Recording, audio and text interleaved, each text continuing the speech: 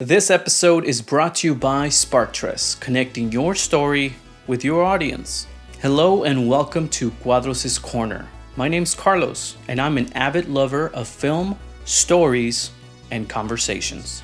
Today, I sat down and talked to my dad, Ricardo Mata, about his story. As a young child who developed type 1 diabetes, had to overcome language barriers, was overworked and underpaid, and most recently suffered a retinal detachment, he has quite a tale to share with us. Now, before we begin, please do me a favor and tell your friends to subscribe to this podcast. Your support and word of mouth will help in bringing you more stories and growing this podcast. Now, without further ado, let's begin. What is retinal detachment? Did I say it right? Retinal, yes. It's the retina is the part of the eye that transfers all the images that you see into your brains through the nerve systems, and that's how you see. Your brain registers all those images and sees what you see, you know. But that's a very crucial part of the eye.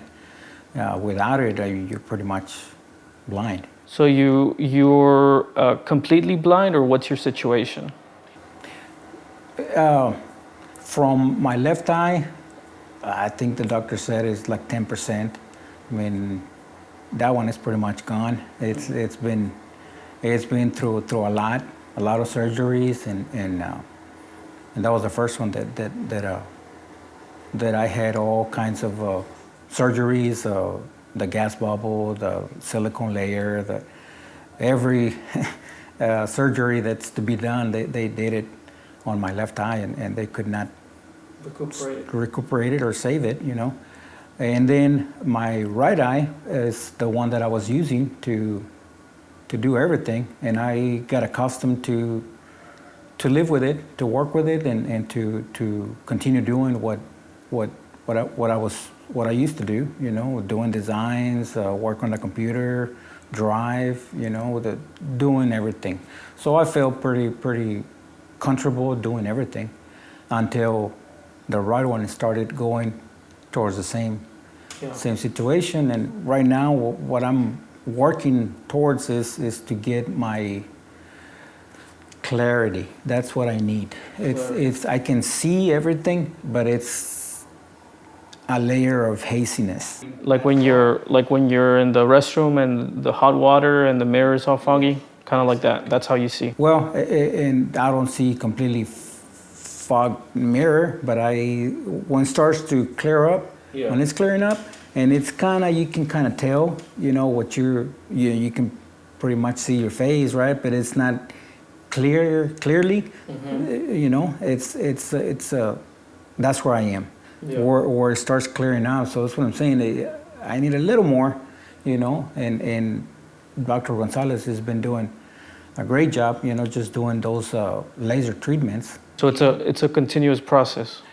It's a long process, yes, because I'm type 1 diabetic, and that process takes twice as long because my body takes twice as long to heal. Yes. To regenerate the tissue in my eyes, my retinas, and all that. So that's why it's a long process. You mentioned type 1 diabetic.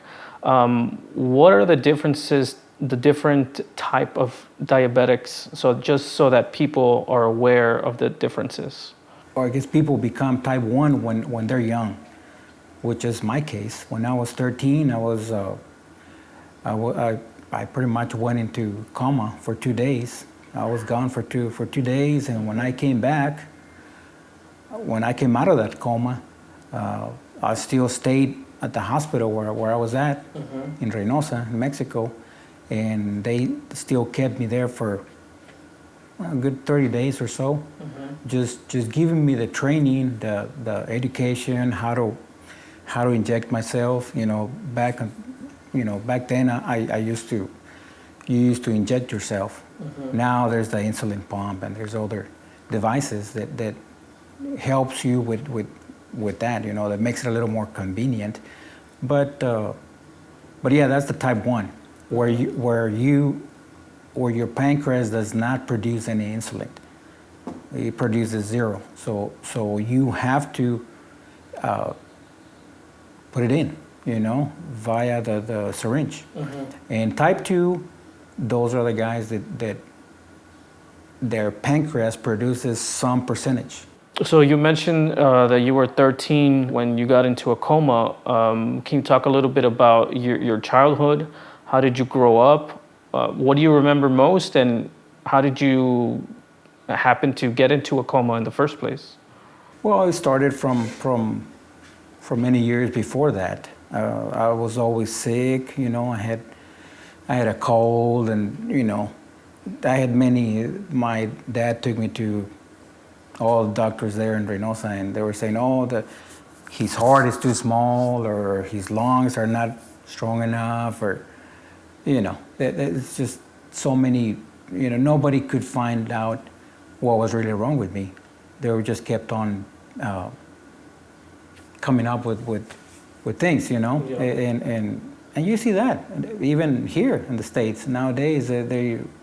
You go to see the doctor, and they give you something for your symptoms that's gonna cure the symptom, but it's not going to cure your disease. Yeah. So that's something very, very wrong with the current medical industry, that they want to keep you just barely alive so you can continue buying that medication, or whatever it is that you're taking. Right. So, but yeah, so it started from very young, from when I was in elementary. I was always sick and this and that, and till we got to that point where I remember the last doctor that my dad took me to. He was one of those military doctors that gave you like a little pearls, like little round pills, but they're I think they're homogenic or something like that, natural stuff. And after that, when I got really sick at home, I was at home, and I lost conscience. So I guess I started going into that coma, because I don't remember them taking me to the hospital, and I don't remember nothing. For those 2 days, I don't remember nothing. So till I woke up at the hospital, and with all the stuff on myself and stuff. But from there, I came out of that coma, and I was still there for another 30 days, just getting the education, the training to live as a diabetic. What about high school? How was that? How was your experience? High school was good. It was again, it was in Mexico. I actually wanted to go to the Tecnológico. So I was already heading there, but then I started thinking, when I graduated from high school, from La Prepa, I started thinking, I said, man, I think I need to start going to the United, because I started working. I started working on this side. What did you do? I used to work at the country club. Country club. I started shining shoes there. Oh, wow. That was my job, and I wasn't getting paid for that. It was just, they would give me $20, $30. Tips. Yeah, like tips. But that's how I started, and then I started helping out, bussing tables and helping out, prepare for parties, big parties, and setting up, the tables or the tablecloths and the chairs. And I started helping them out, and they saw that I was there always helping everybody out, and with no compensation. So they said, hey, no, we're going to bring you in. I mean, we think you deserve it. You earned it. Yeah. So yeah. So this is when you were like in high school, right? It was, well, that's the other thing. When I graduated from high school in Mexico, I came over here, and they put me back on ninth grade. How old were you? I was 17. Oh, okay. So you're about to almost graduate. I had already graduated, but they put me back on ninth grade because I was coming over from Mexico. But my math teacher, she was teaching trigonometry, and I had already been taking differential equations in Mexico. So that was like Piece of cake. so piece of cake. Yeah. It was, and she could tell. She could see that I knew everything. I says, man, you don't what do you want to do? I said, no, I mean, I want to go to college, get a degree. And he says, well, you don't need to spend your time. I mean, you don't need to spend another 4 years. You know everything. You do need to practice your English, because I was lacking on that, on fluency and punctuation, and just my vocabulary wasn't as extensive, because I knew the basics. They teach you the basics, which the apple is on the table, but nothing that you can extend the conversation and elaborate on it. So that's what I was doing there in high school, and I was only there for 1 year. The first semester, I was taking the classes, and that's when my math teacher recommended, because she was a counselor too. She said, just take your GED, and then you go straight into college. That's all you need. If that's what you want to do, that's what you don't need to be spending your time here, because you're not learning much. I mean, you already know everything. You do need to practice your English, but I mean, you can do that anywhere, anytime, And I took her advice. So then you decide to go to college, and what did you study? What was your degree? Well, this is what happened. Before I even started my degree plan, I had to go and kind of polish my English. Because in high school I didn't learn much. I mean, it was again basic stuff. I mean, but I didn't get much of it there. As far as my English, I mean, I would get breakfast and lunch. I mean, but other than that, I mean, I wasn't really learning much. What about the students there? Would they talk to you in English or Spanish? Most of it, yeah, they were bilingual, but they knew the language, because they grew up, they were raised on this side. So yeah, on this side. So they knew the language, and of course they would always talk in Spanish to me, because they knew that I had just come over. So then you practice English, and then what happens? I got my GED, and I go and register for the ELI, the English Language Institute. I think it's still there. I'm not sure if it still exists, but that was intensive English from 7 to 3:30 that you get out. It's all English, and but that's hardcore. That's English, vocabulary, reading, writing. They even show you videos or stories, and you needed to summarize what you heard to see if you caught everything, So that helped me out a lot. So after you graduated, and you got your electrical engineering degree, what did you do? Well, the first company that called me was Flint Energy, which was an oil field company. So how did they call you? I applied everywhere, and they were the first ones that called me. It's one of the biggest companies in Canada, but they were here in Mission, and they were the first ones that interviewed me and picked me. Gave me the job, and I think I interviewed in November, somewhere before it might have been in October, but they said, okay, well, you're gonna start with us at the beginning of the year. Are you okay with that? I said, no, that's fine. I mean, that way it gives me time to lighten down my stuff and get ready. And then 2 years or so later, I was already running jobs on my own. And by running jobs, what do you mean? By doing the supervision of it. Like the last jobs that we did, I spent the last 9 months with Flint. I was in El Paso. And I was there running the job as a supervisor. I was there doing project management, doing all the isometrics, all the as-builds. I was doing that. I was also being safety person. So I was wearing like 4 different hats. And I talked to my boss, and he said, hey, I think I need to get some kind of a compensation, man. I'm wearing many hats over here that you're saving, you're saving a lot. So I need to get something, in return. And he said, oh, you're fine. You'll be okay. And I said, okay, well, you'll find my resignation letter in your email. And he said, oh, you won't quit. I said, okay. I left it like that, and like a week later, I draft out an email and send it over, and he couldn't believe it. And he said, oh, where are you going to go, and who's going to hire you? I said, oh, man, I got like 3 different offers already. So then you're working for Flint, and your boss doesn't want to give you a raise because you're wearing many hats. And you mentioned that you got 3 offers. So then what happens? You send in your resignation, and then? My ex-boss told me that to come home, that I was done. I said, okay, but I think I still have another week. He said, no, you're done. Just come home. Oh, okay, so I came home I drove on a Friday. That happened on Thursday. On Friday I drove. That was an 11-hour drive. And then on Saturday morning I went to the yard in Mission and turned in my truck and the tools and all the stuff that I had, the equipment I had.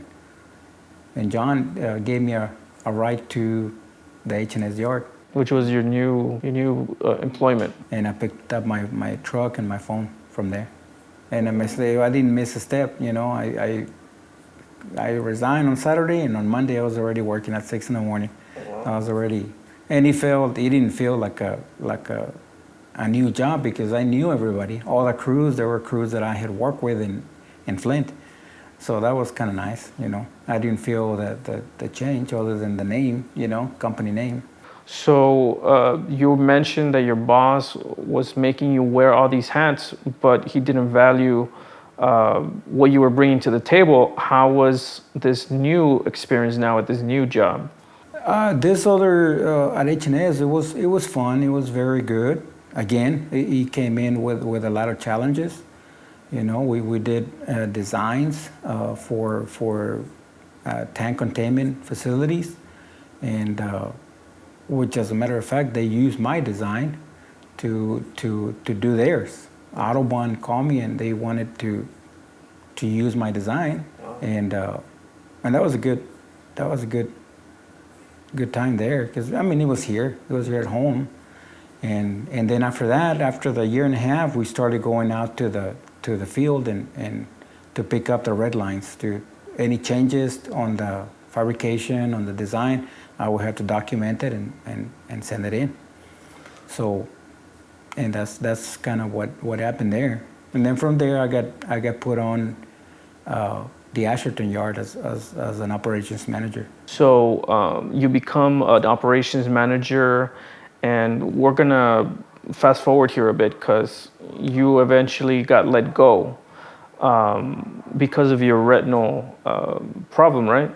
Yeah, because of my vision limitation, because I couldn't really go out to the fields and supervise jobs because I couldn't walk on the field when there's a lot of piping, a lot of equipment, and just because it wasn't as clear as it is now. Right now it's still hazy, but it's better than what it was.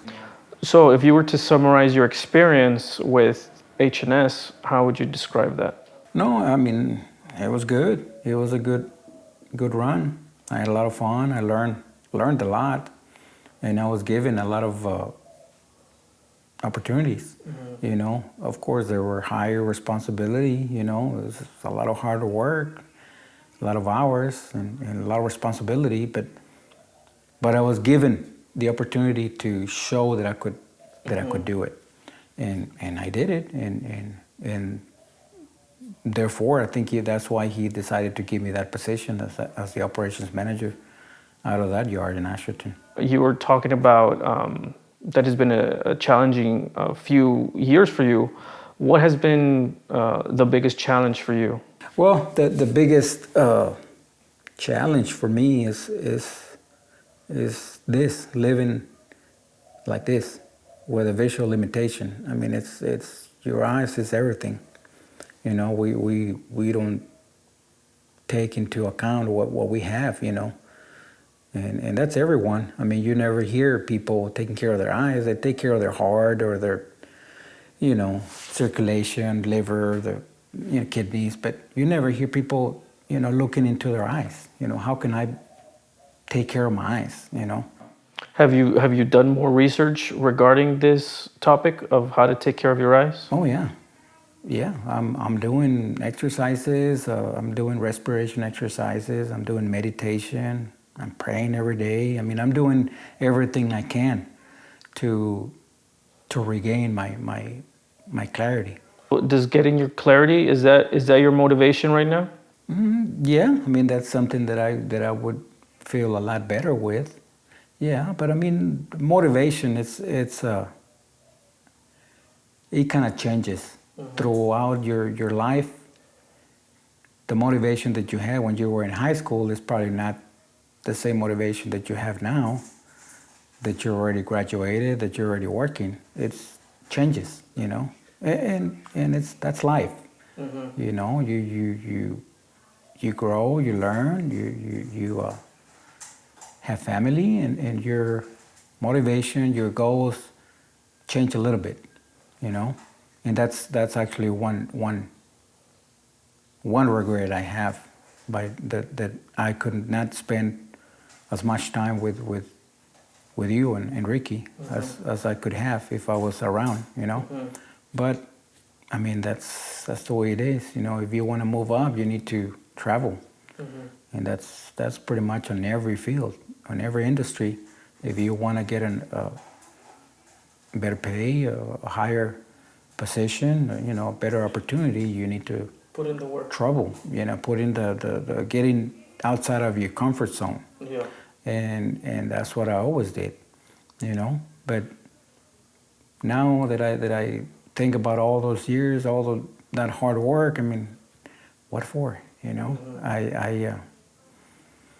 I'm back home, and thank God that you and Ricky are here, and that you are motivated, that you are looking for something. You have dreams and goals, and that's motivation for me. And of course your mom motivates me a lot too. She pushes me to get better, because I want to get better. I want to be useful. So yeah, that's my motivation. Is there any last things that you might want to say to the people watching? Any last words? Your camera is over here. Take care of yourselves. You have only one body, one heart. Take care of it. Don't wait until you're in pain, until something is hurting, until you have a chronic disease to actually reflect on what you should do. I'm a living example.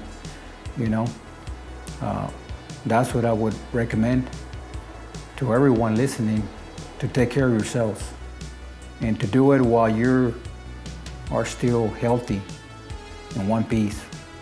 Thank you for listening, and if you haven't already, please subscribe to this podcast on your favorite podcasting app and get stories just like these every time. If you enjoyed this episode, please do me a favor by either sharing or reviewing the podcast on Apple Podcasts. It will help grow the podcast and make future episodes that much better. If you have any questions for me or my guest, head on over to my Instagram at carlosjcuadros and ask away.